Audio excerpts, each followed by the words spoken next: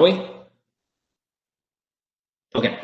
Good afternoon, everyone, or good morning, and thank you so much for joining us. I am Joshua Sachs. I'm the Deputy Secretary of Natural Resources for the Commonwealth of Virginia. I'm going to be your host today with the help of friends from DCR and people from my office. So first, for starters, just thank you all so much for coming today. We are ecstatic to see so much interest. Surprised a little bit, but so happy to see so many people turning out for this webinar.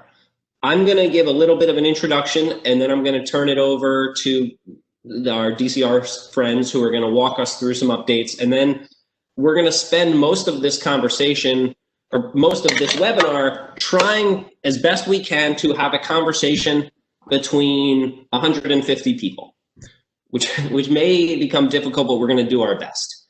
So with that, let me just say a couple introductory remarks, and then I will turn this over. So if you're on this call, I'd imagine you are aware of what Conserve Virginia is. It's an effort that we started early on in the Northam administration to bring data and metrics and analysis into our land conservation work.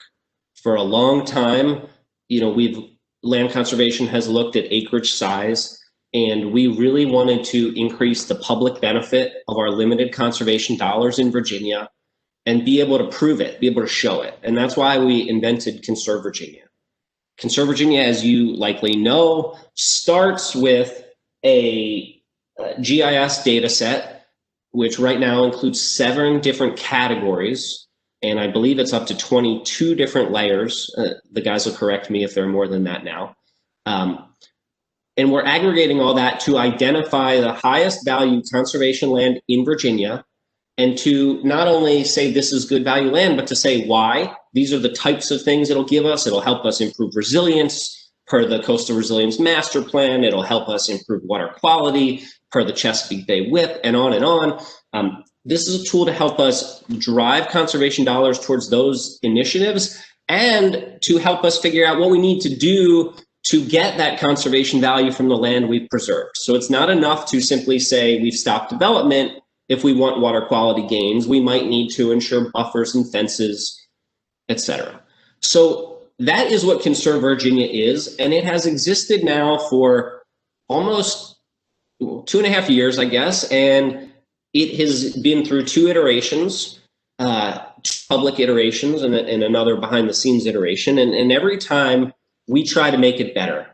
We know that Conserve Virginia is not perfect, and we know that it probably never will be. That's kind of the art of a living, breathing model. We're always learning new things. Conditions are always changing. So it always has to change with that. And that's the goal. So we do regular updates to Conserve Virginia, little updates that people might not see. If a parcel is conserved or developed or something, it might fall in or out, and those updates happen somewhat regularly. And then we do big updates, as I said before, and we look at the underlying methodology. We look at updating the data sets if they've been updated by the people who provide those data sets. We look at sliding the slider on which type of category is valued and how many acres are put into that category, all those sorts of things. And we understand how much that impacts stakeholders, landowners, conservationists, and the taxpaying public of Virginia. So it's important to us that we get it right, or at least we aim to get it right, and every year we make it a little bit better. And that's what we're doing here. We're starting on the update for 3.0, or I should say we're at work on the update to 3.0. And we understand that people are really interested and want to have a say. So our goal today was to start a conversation and hear from you what you think we got right and what you think we should do better on and how we should do that. And I can't necessarily promise that we're going to do everything that is suggested, but we're going to listen hard. We're going to think about everything. And we're committed to every time we do an update like this, making Conserve Virginia better. So with that, I think I'm going to turn it over to Jason and the Natural Heritage team, who I can't thank enough for all their hard work on Conserve Virginia. They're going to walk you through a little bit of the technical details of Conserve Virginia and the things that they are contemplating with regard to a 3.0 update. And then they're going to end by posing a few questions to help facilitate the conversation with such a large group. And we're going to try to walk through that. We're going to try to turn people's microphones on and let you at least share a thought with us, because this isn't just about questions, it's about hearing your ideas. And we want you to share a thought.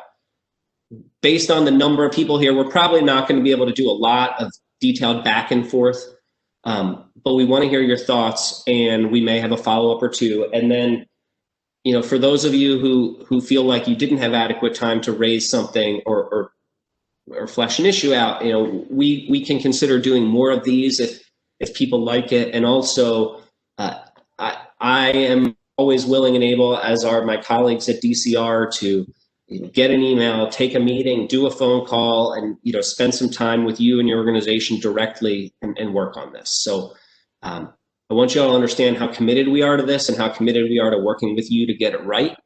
And thanks again, Jason, Joe. The floor is yours. Thank you. Thanks, Josh.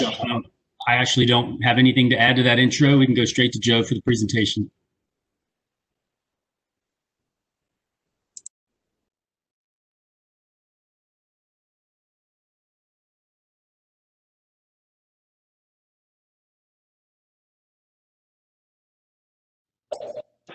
About this initiative of Governor Northam, where you could download the official document describing the project.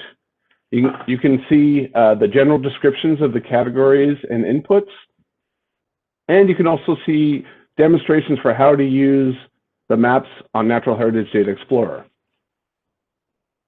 So here's Natural Heritage Data Explorer, and this it's free to use Conserve Virginia on this tool. And it's a good place where users can compare maps to references and other conservation planning tools. These are the organizations that have contributed data to Conserve Virginia so far, and we thank them for their contributions and their support. So here's the version 2.0 map of Conserve Virginia. It contains over 6.8 million acres.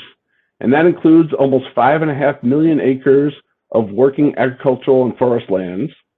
And at the launch of version 2.0, 17% of Virginia was conserved. And that's up 1% from version 1.0. If all of the lands in Conserve Virginia, version 2.0 were conserved, that would be 42% of the land area of Virginia. And with appropriate protections, we can conserve 33% of the natural lands in Virginia. So this map is the result of contributions of 21 priority layers. It was 21 for version 2.0. We're anticipating at least 22 for version, as Deputy Secretary indicated. And these layers were contributed from 14 state and federal agencies and conservation organizations.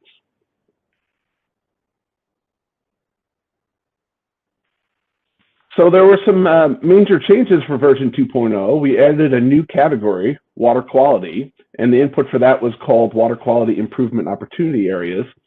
These are lands where protected vegetative buffers would be most effective to maintain and improve water quality. And this input added almost 800,000 acres to Conserve Virginia. We also had an important input for historic justice. This was added to the culture and historic preservation category. And this was the African American units involvement battlefields, where these troops fought in the Civil and Revolutionary Wars. And that input added almost 130 acres to Conserve Virginia. So now I'm going to start talking about version 3.0.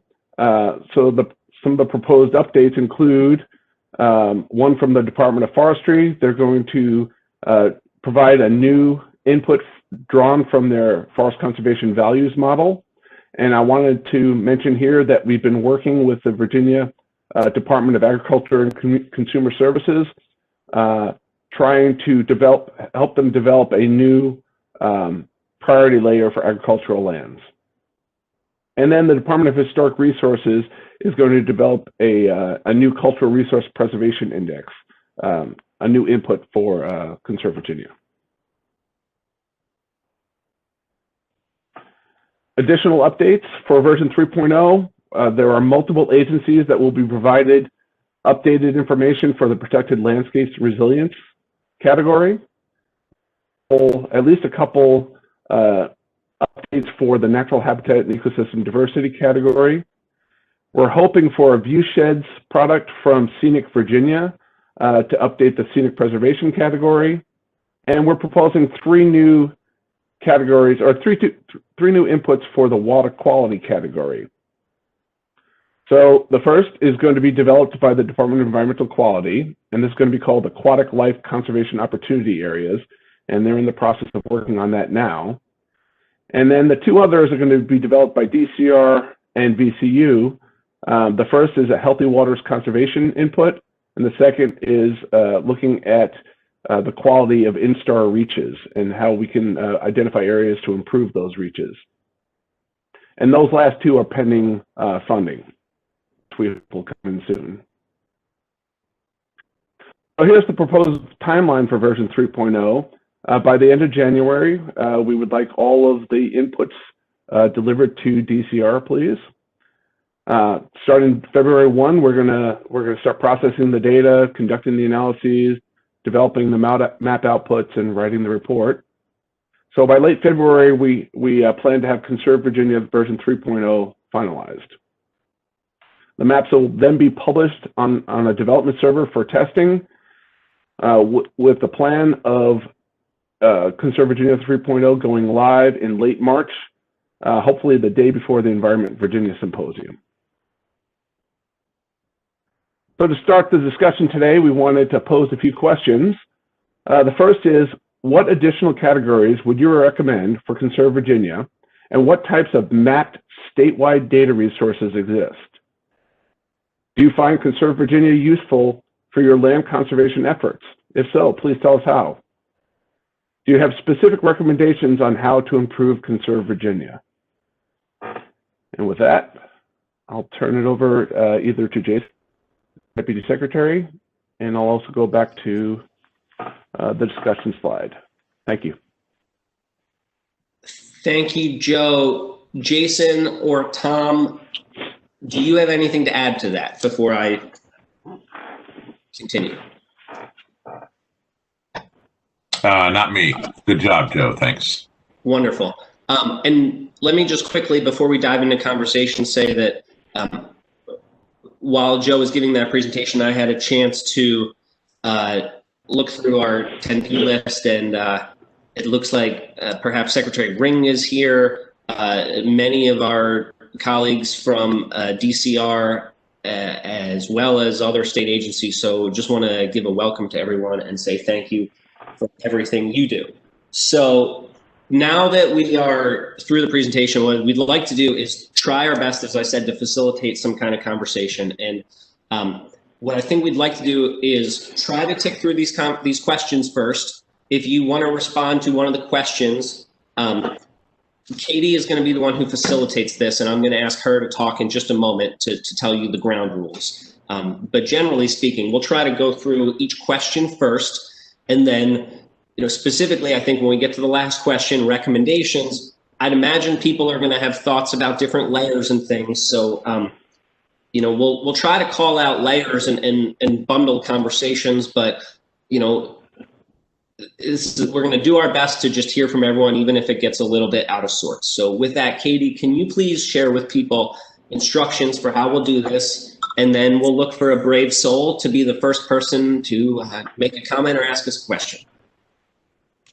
Okay, so for anyone who is interested in asking a question or giving a comment, we have a hand raising button on the bottom right-hand side of the participants panel.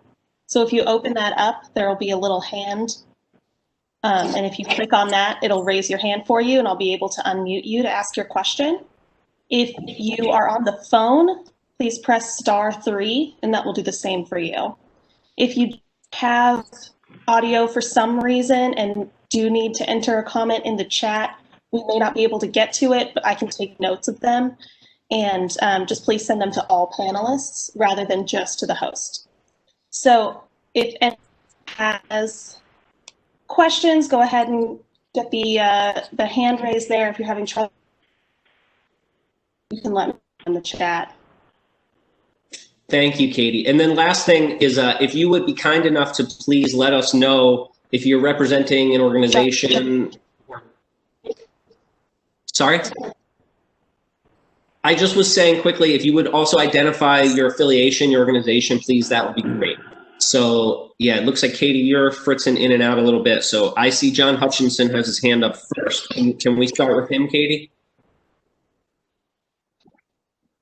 And I appreciate all your patience. Thank you.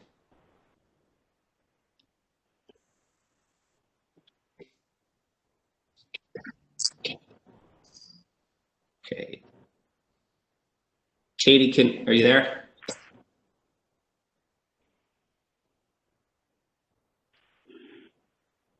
Katie, can you hear me?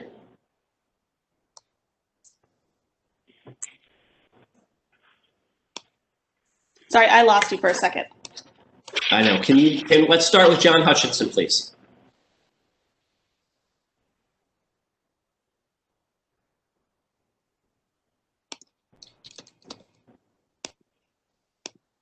Okay, John. Hey, am I unmuted there? You are. Okay. Secretary Sachs, thank you so much for providing this opportunity and doing all this work to update the Conserve Virginia platform. I was very interested to hear what y'all said about the new layer showing streams that need protection, and I'm wondering how detailed that information will be. Will it be that so that we can look at the streams in our service area and zoom in and say this is an area we need to focus on? How detailed will that be? Joe or Jason, could you answer that, please? Sure, I'd be happy to. If you're familiar with the current water quality input in Conserve Virginia, it's going to be very similar to that, just with different data driving the selections.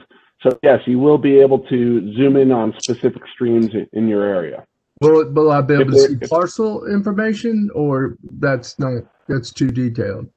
No, if you have parcel information, you'd be able to overlay it, but okay, we don't have parcel data on NHDE. Okay, thank you. And John Hutchinson, I think that we are actually unable to put parcel data because of certain privacy related, because I forget the name of the statute. But it might not be a good idea to put it on there. It might make people feel targeted. Exactly. Fingered or whatever. So I understand that. Thank you. Okay, thank you, John. If you don't mind clicking the hand again to put your hand back down in case you want to speak later on. All right, we have John Madeira next. You are unmuted. Yes, good morning, Secretary Sachs and members of the panel. Can everybody hear me well? Yep. Yes, my concern is in regard to the recreation access model, specifically regarding trail access. My fear is that the trail access doesn't distinguish between hiking trails and paved multi-use trails, which obviously draw on and appeal to different segments of the public. thank you for that. I don't know if the team has a response. I don't know anything. We're happy to look at that, but I don't have anything more on that. I can tell you that we are in the process of refining, revising the recreation model, mainly focused on taking into better account local parks and getting at walkability, drivability. To have a better sort of base layer of recreational opportunities. So that's including terrestrial and aquatic. So that will absolutely include hiking trails. As to whether we are able to identify all of the appropriate uses of all these trails. That is not something I think that we are looking into right now. But as Josh said, we certainly can. Joe, do you have anything to add to that? No, thank you. That's the good kind of thing that to follow up with us on in more detail if you have additional thoughts on how we might implement such a thing. And I think, John, we'd be happy to hear from you and talk about it more. Thank you. Yeah, our main challenge there is the availability of a statewide trails layer with uses identified. So that'd be something that we would need to try to develop in order to integrate into the rec model. So, but note is taken, and I will talk to our landscape planner about that and work with other partners as well to see what's out there and available. Thank you. Thanks, John. Next, we have Linda Frost. Hi, good morning. Thanks for the opportunity to learn more and to ask questions. And it was good to hear. I was going to ask about the recreational model and that being updated. So good to have that brief update. So I'll go ahead and ask about a little bit more insight on the, I think it's called the Protected Lands Resilience Layer. Good to hear that other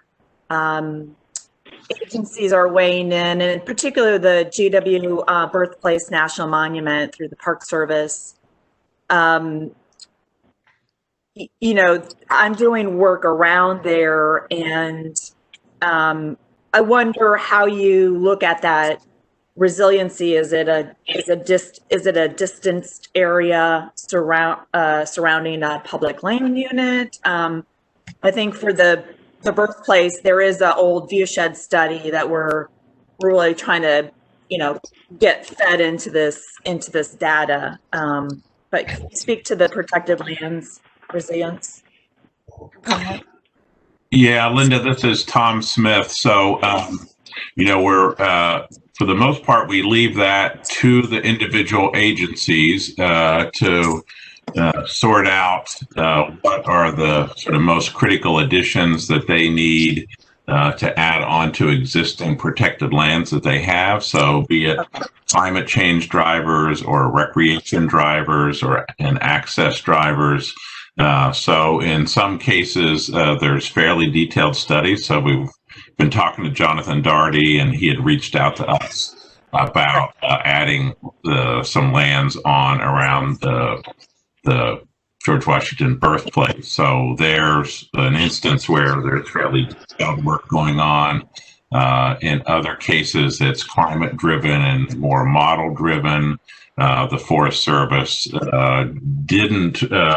weren't able to provide anything in ConserveVirginia version 1.0, but they're taking a more detailed one now. So it does range a bit from agency to agency.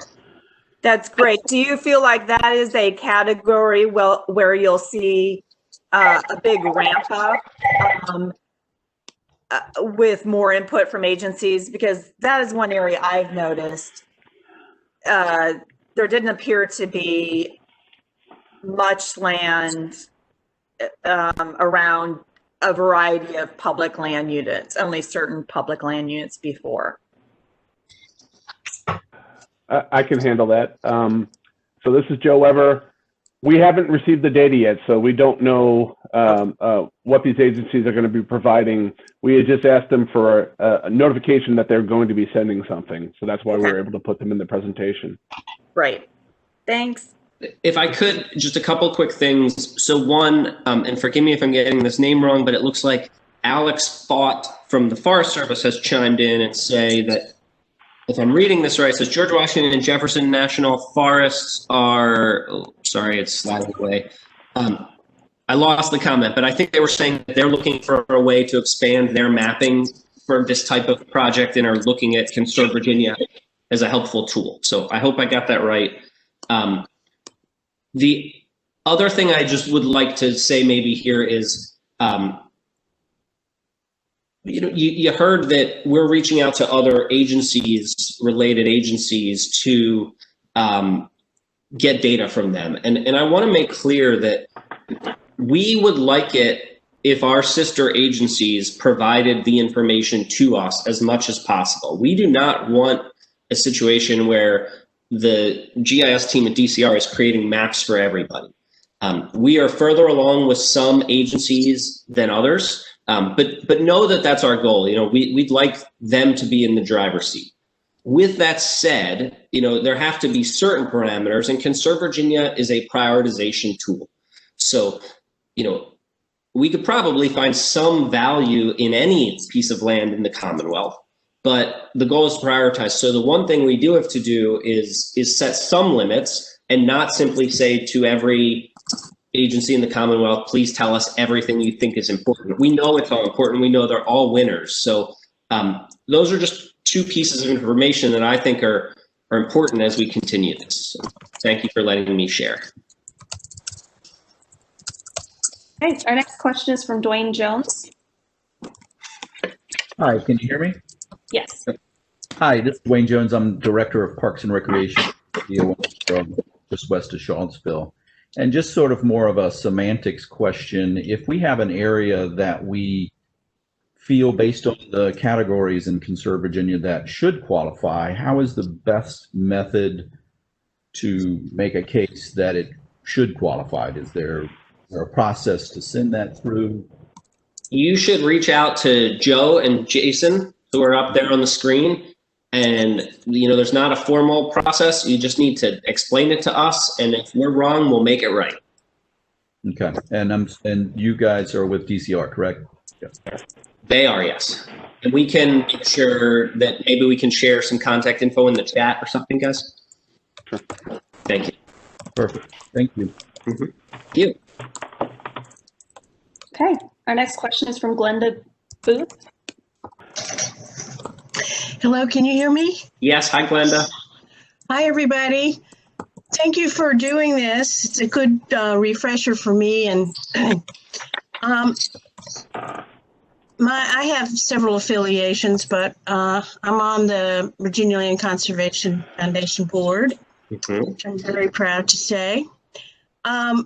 The Interstate Commission on the Potomac River Basin asked me to ask you to consider a land prioritization approach that they are working on. They have a report coming out in March, and the idea is to give some credit to land that contributes to not just water quality, but drinking water quality, or as a source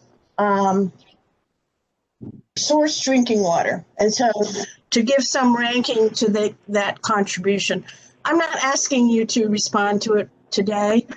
I do hope you will talk to them, Mike Narder Lilly, the executive director, and let me know if you think that has merit and what might be done. So thank you very much. Thank you, Glenda. Guys, do you have anything to respond to that? Hi, Glenda. Could you, just so I can get it down exactly, I've met Mike, but can you mention again the name of that affiliation? The Interstate Commission on the Potomac River Basin. Thank you. It's been around for 80 years. You know, it's an interstate entity for all of the states in the river basin to manage basically water supply. Thank you. We can reach out to Mike. I had spoke to him about this at one of the Northern Virginia information sessions last year. And but I've got a note to reach out to him and see what data are available. Okay, thank you very much. Thank you, Glenda. Okay, just a reminder to put your hand back down just by clicking on the hand button again. Adam Lynch is next. Hey guys, Adam Lynch with Friends of the Rappahannock. Thank you so much for doing this. I love ConserveVirginia. We love ConserveVirginia. The last caller actually stole my question. I was going to suggest that you guys add an overlay to watersheds that drain into reservoirs that are used for water supply as an overlay.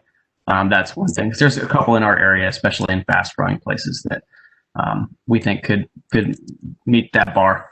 I had a second question. You know, since Friends of the Rappahannock does a lot with water quality, you guys were really happy to see that you added the riparian areas in the 2.0. Couple questions. Is that going to change at all in 3.0? And how did you guys decide which riparian areas to include in the water quality category? Because I noticed that not all of them are included. Some watersheds, it looks like, are not. So thanks again for doing what you guys do. Thank you for the question. I'm going to have the smart guys answer, but just say first that everything we did with regard to the water quality layer was in consultation with Dave Martin and the team at DEQ, who really gave us a lot of expert advice. And with that, I'll turn it over to Joe and Jason. So we're not anticipating an update to that piece of the water quality category for the for version 3.0. So the way those were developed, there's a lot of feedback. I don't know if somebody can mute their phone. Thank you very much. The way they were developed was we selected watersheds that were in the 90th percentile for non-point source pollution.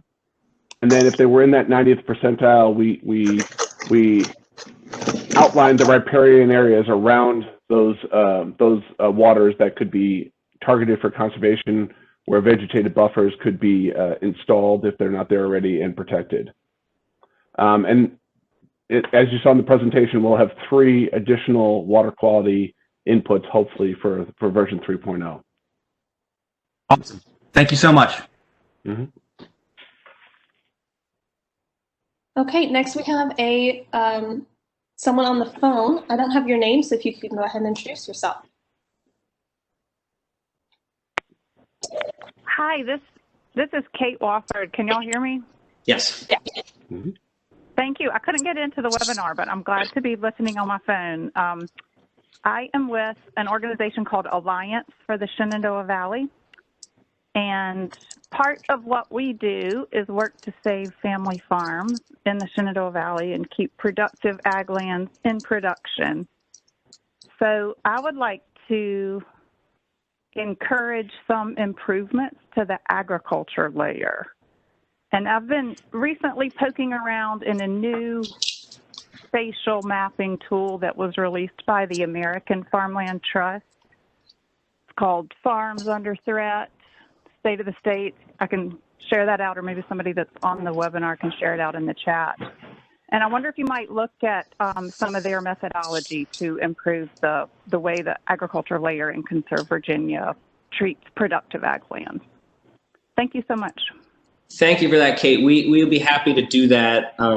And as I said before, we are trying really hard to have our agencies create those layers. So in our dream world, VDACs would help us create the agricultural layer. And certainly we want them at the table. So please talk to us, but also please talk to them and make sure they understand it.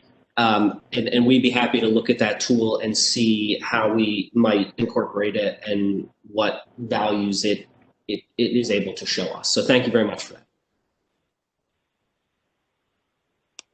Thank you, Kate. Heather Richards, you're up next. Great, thanks. This is Heather Richards with the Conservation Fund. Comment and question, I guess, is, I have a concern about the cultural resources. The DHR is working on it, but I think that there's a larger kind of underlying challenge that ConserveVirginia faces in that category in particular. Areas that largely show up right now as a ConserveVirginia priority are those areas that are either Civil War battlefields, because those have been extensively mapped by the ABPP program, rural historic districts, or local historic districts where there have been efforts by dedicated citizens that I'm not mediating at all to put money into efforts to map and list those sites and really categorize them and get them listed and recognized. But the challenge that I think we're facing in terms of an equity issue is that the sites that are less well documented exist. And I'm thinking a lot of some of the tribal sites. Phones Cliff is one. It doesn't show up as a cultural heritage site on ConserveVirginia because it hasn't been documented. We've got private landowners. There's all sorts of reasons for that, but I think this will have unfortunate follow-on effects for grant funding for those kinds of sites that we're looking at. I think as a community, from an equity standpoint, I think it goes for African American heritage sites that may not be as well documented in the state records, but that we know are there. And so I would encourage the state to look at not just how do we update the layer with what we know right now, but how does DHR get the right resources to better document and list sites that may be important for all of those reasons that aren't already well mapped and well documented. Thank you, Heather. I appreciate that. I agree with pretty much everything you said. And I think that's right. I will just make a couple of notes. Obviously, the things that are mapped right now, they're mapped for the reasons you mentioned. Right? They had the wherewithal, they're about Revolutionary War people, like whatever. And part of being disenfranchised communities means that it's harder for us to find those sites, but we're deeply committed to doing that. And I'll just say a couple things. One, as I noted, we want our respective sister agencies to have control over their layers as much as we can. And DHR is working really hard to update their cultural layer to pack it with exactly the kind of sites you just described. So one, like if anyone on this call has ideas of things and you want to make sure it's included, please, please, please reach out to the Department of Historic Resources and tell them. In the shorter term, if you identify a particular site, like Heather mentioned, Phones Cliffs, in this layer or any other layer that you think is mislabeled, there was a question earlier on, I think also about this. Please call us right away and tell us, and we'll try to fix it right away. A fix like that doesn't always need to wait for a big methodological update. And, we only know what we know. So we're begging all of you, help us make it better. Just flag that stuff for us. We want to do exactly what you described, Heather. We want to fix this just like you said. So thank you for that.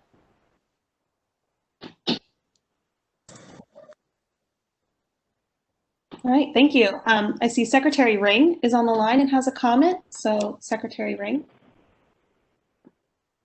Thank you, Katie. I appreciate it. And glad that we're having this listening session today to be able to have conversations about how we can continue to improve Conserve Virginia.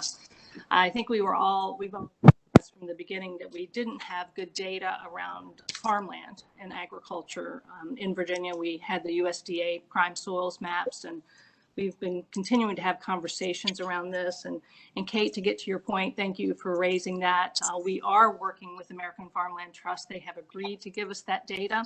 Some really good work has been done there. Jen Perkins is on the webinar today from VDAX. And so VDAX does not have GIS capability within the agency, but they are working with the Department of Forestry. Terry Lasher is also on the call today.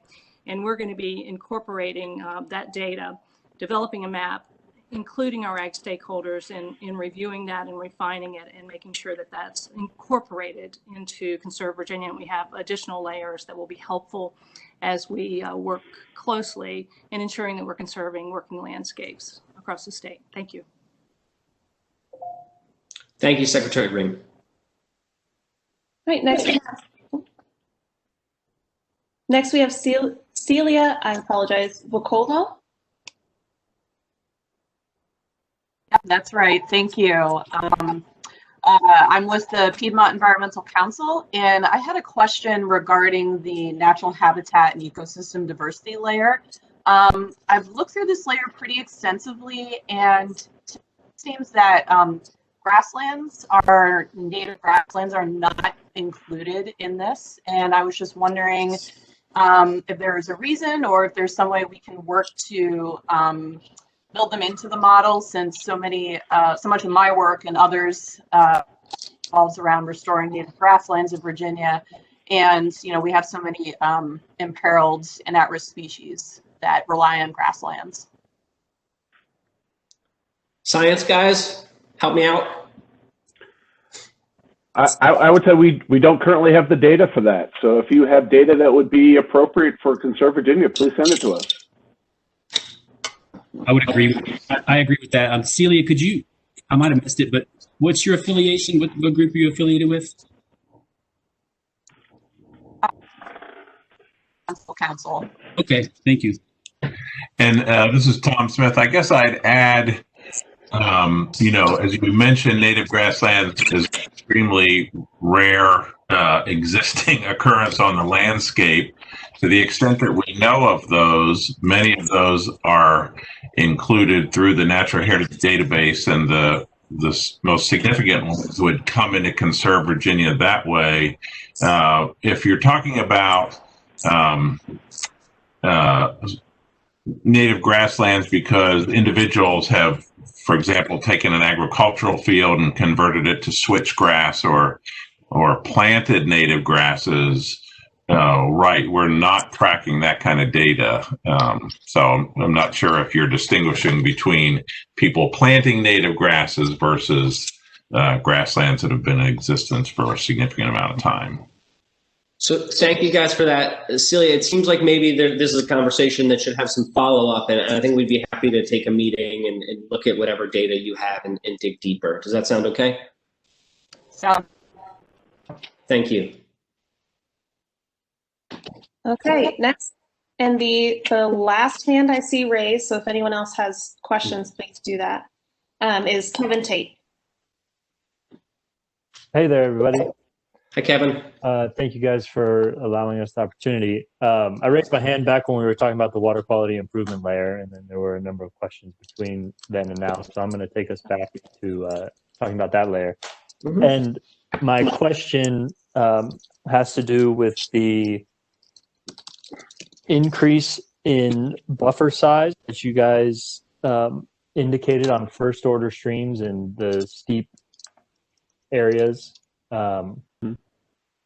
And my question is, would those streams to receive the support or state funding or whatever it may be, an easement creation, would they come with stricter requirements on the size of buffers that are in place on those streams? So does that increase that you guys identified around those streams result in larger buffers being required on those streams later down the road? So I could take a shot at that, and maybe Tom Smith could back me up if or Jason. So Conserve Virginia includes lands that are not conserved or not sufficiently conserved. So if those areas are identified in the water quality category for version 2.0, then according to our information, they're not sufficiently protected. There may be an easement on there, but maybe the easement doesn't adequately protect water quality with riparian buffers, for example. So yes, there would be deed requirements necessary for those lands to be conserved under Conserve Virginia.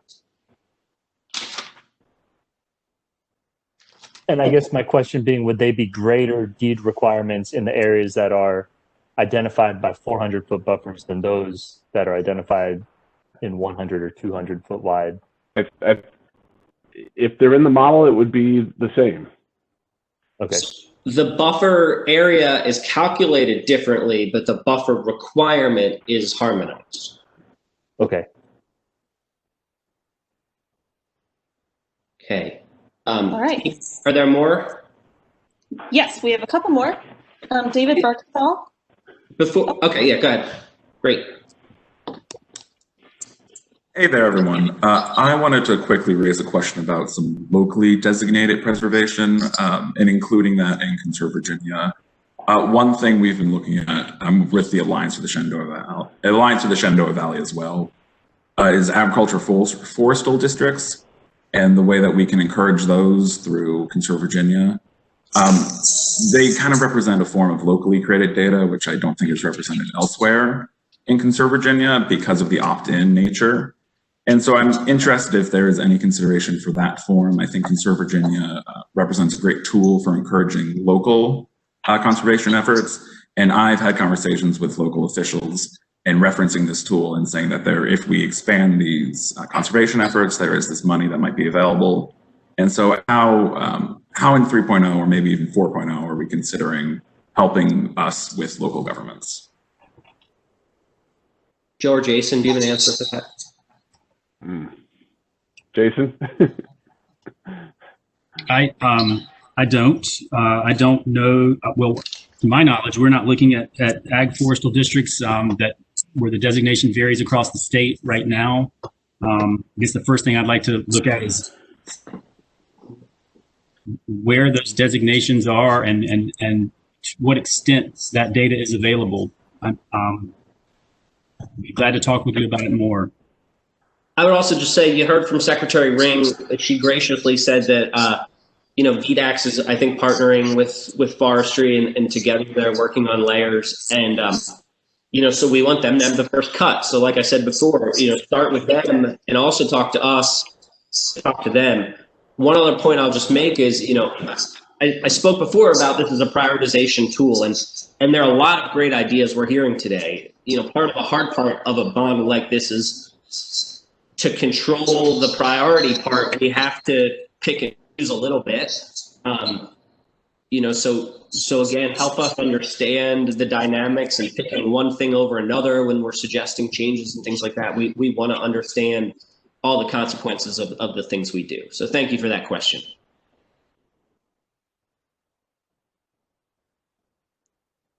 Okay. Next we have Parker Agelasto. Hi, Parker. Good morning. Can you all hear me well? Yes. Good. So I had a couple of questions and I had put them in the chat, but I figured it might be helpful to go ahead and articulate them. As related to the Native American issues and prioritization, we're going to begin to engage our regional planning district on convening a meeting. And I think it would be helpful if representatives from DCR or DHR were part of that conversation. One of the issues clearly, though, is sensitive archaeological places that cannot necessarily be shown up publicly. But I want to invite you all to that convening that we're doing with Marion Werkheiser and Terry Clothier, who are currently the tribal historic officers. Thank you. Hey, Parker, can we do them in steps? Because let me respond real quick, and then we'll take your next one. Is that all right? Sure. Okay, so on that, just thank you. We would love to be a part of that. Please keep us in the loop. I just wanted to comment on the archaeology thing.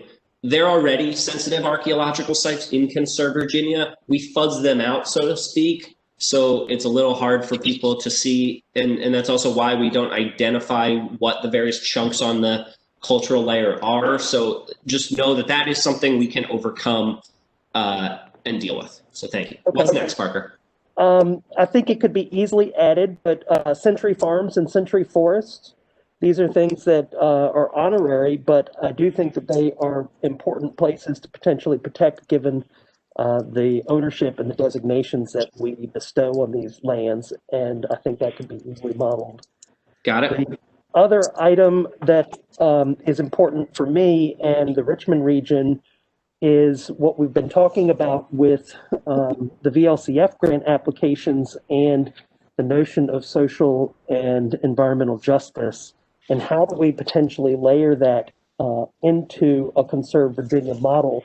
Because when we've been working on the grants, we've realized that if you're not in the ConserveVirginia model, the scoring criteria significantly handicap you by about 50% of your eligible scoring simply by not being in ConserveVirginia.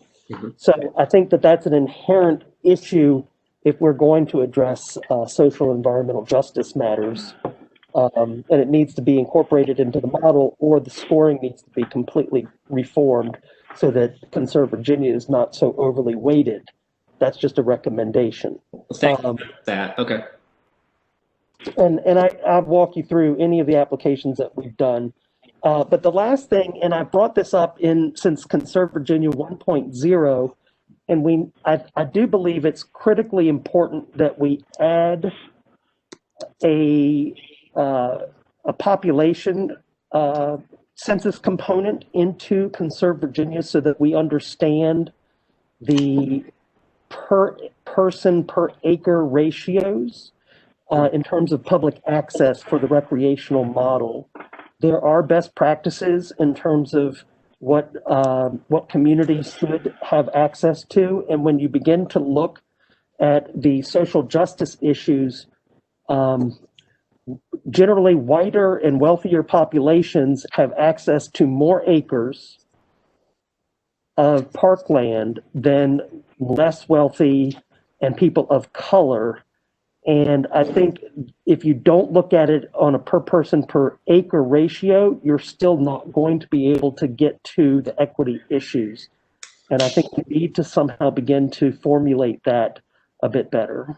Parker, I agree. I think we really need to work on the equity issues here and on the $100 million in land preservation tax credit, and to make sure that it's really benefiting everyone and minority populations. I think you're right.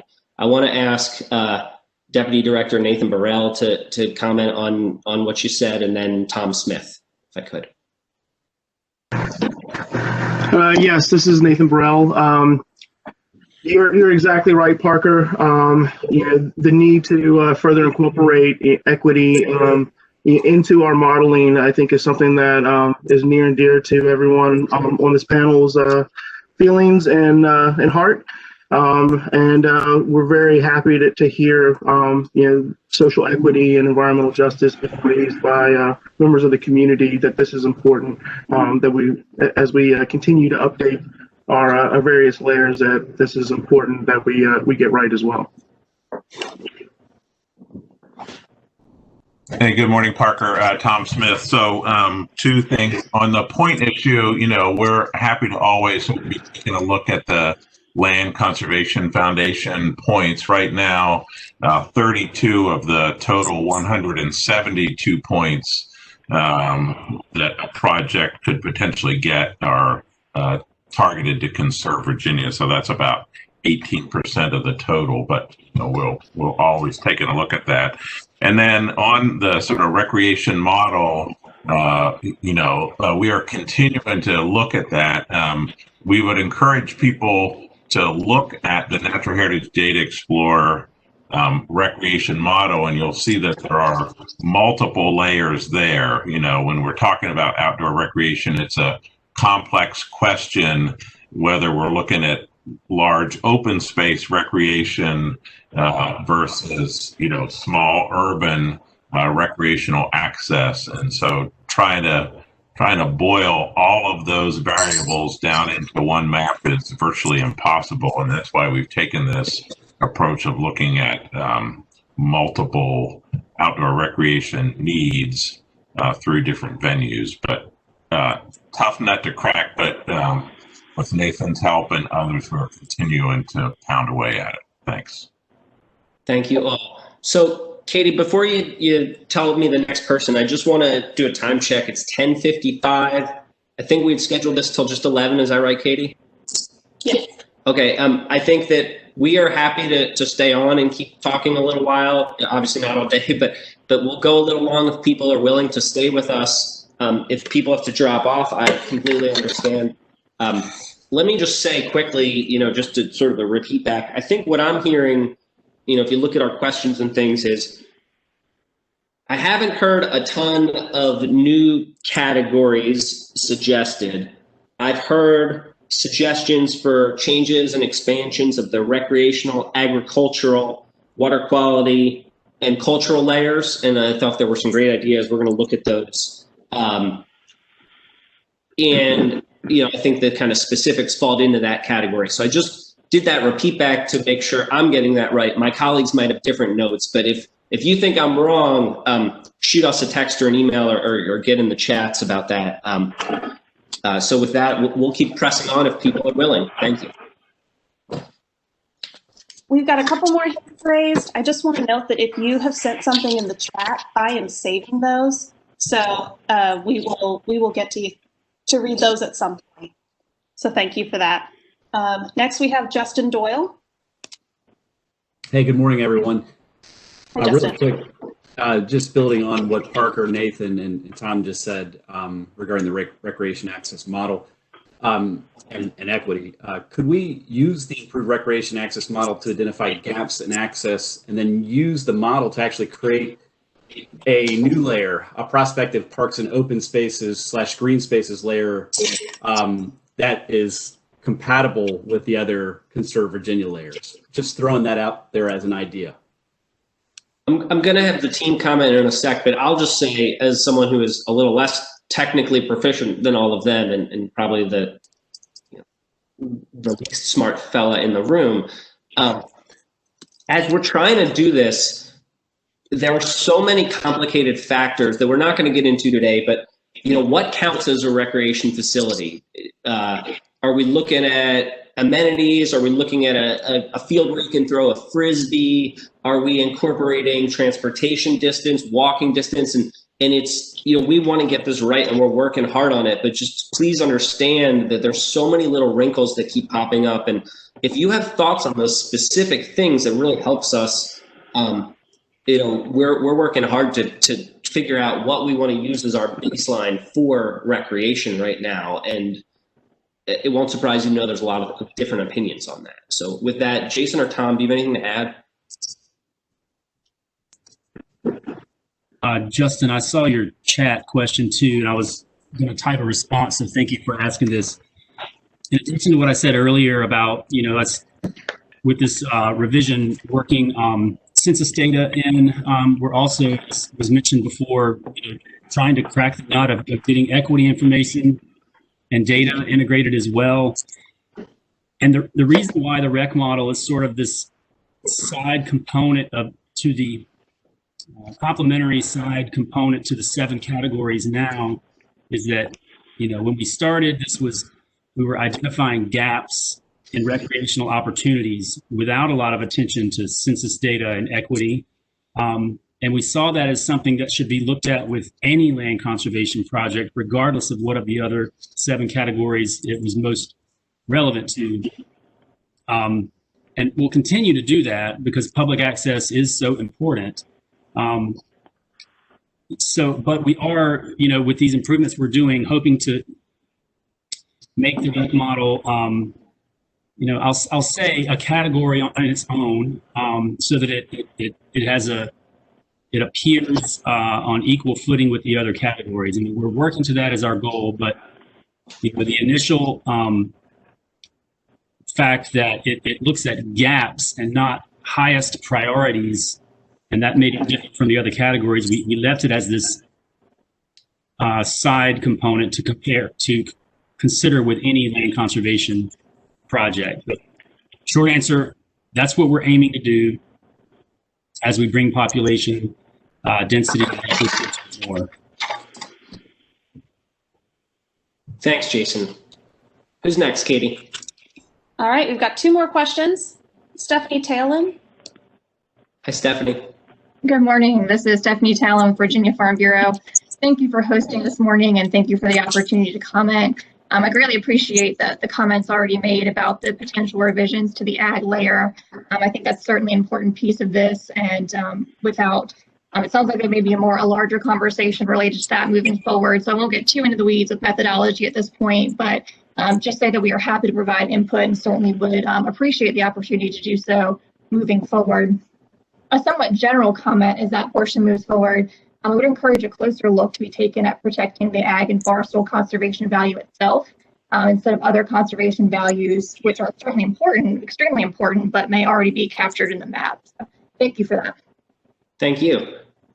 And just a reminder also that I don't have the number off the top of my head, but right, there's the ag layer, but then agriculture and forestry are unique in that they get brought in through the other layers in some ways more than others. And I think there's out of the, I don't know, Joe, what's the stat? Out of X acres, how much is ag and forestal? 5. Well, 5.45 million acres are working lands in Conserve Virginia. Thank you. Who's next, Katie?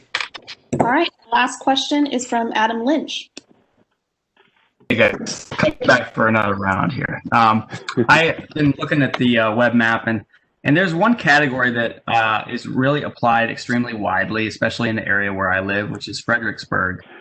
Cultural and historic preservation basically covers the entire city of Fredericksburg. I'm also seeing it applied in some kind of weird places, like basically suburban neighborhoods in like Arlington.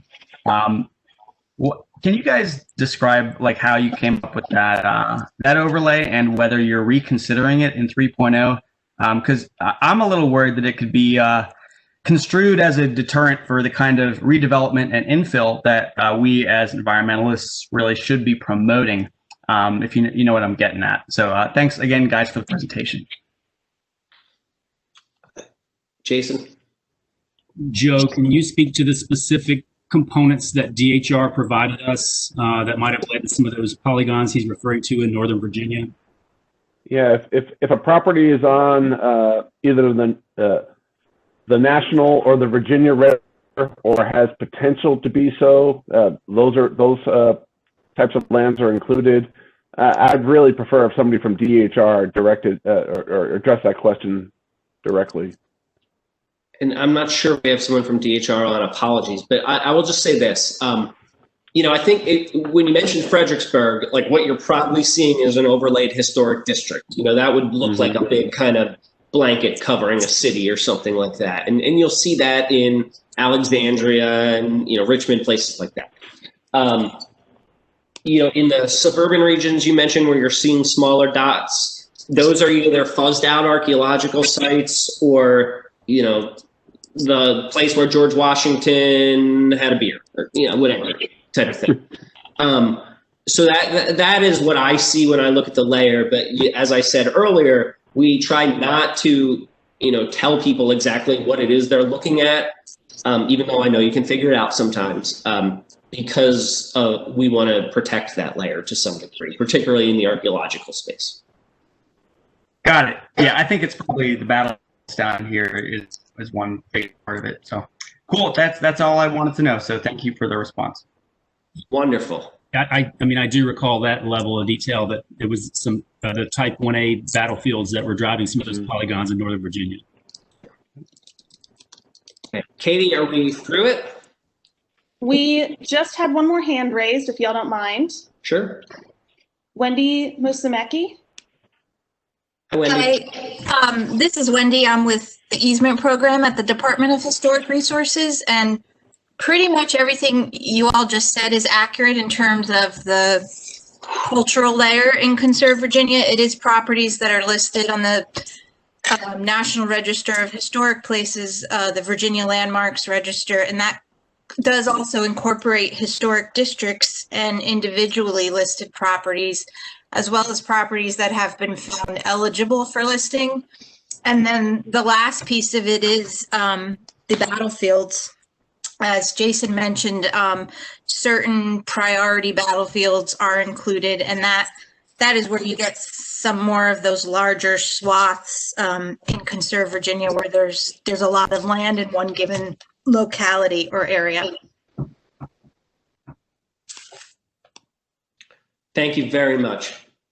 Katie, is it time for me to bring it home? Looks like it.